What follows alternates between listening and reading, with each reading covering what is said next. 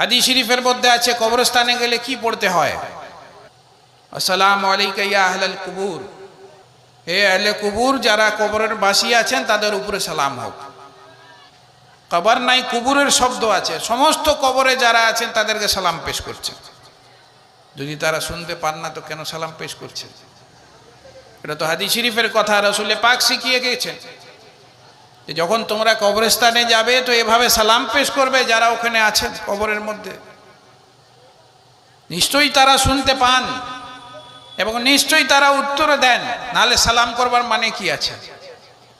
সালাম তো একটা এমন জিনিস আছে, ইসলামে বলা হয়েছে আপনি কাউকে সালাম করবেন, সে তার উত্তর দিবে আপনাকে, নাহলে সালামের কোনো মানে নেই। একতরফা সালাম কখনো হয় না। আর যে ব্যক্তি সালামের উত্তর না দেয় আবার সে গুনাহগার হয়, কেন সালাম করা সুন্নাত, জবাব দেওয়া ওয়াজিব। তো বলার উদ্দেশ্য হচ্ছে যে কবরস্থানে যখন আপনি সালাম করছেন, সাধারণ কবরবাসীদেরকে সালাম করছেন, তার মানে তারা শুনতে পাচ্ছেন, সেই জন্য তো সালাম করছেন। তারা উত্তর দিচ্ছেন আপনার সালামের, সেই জন্য আপনারা সালাম করছেন।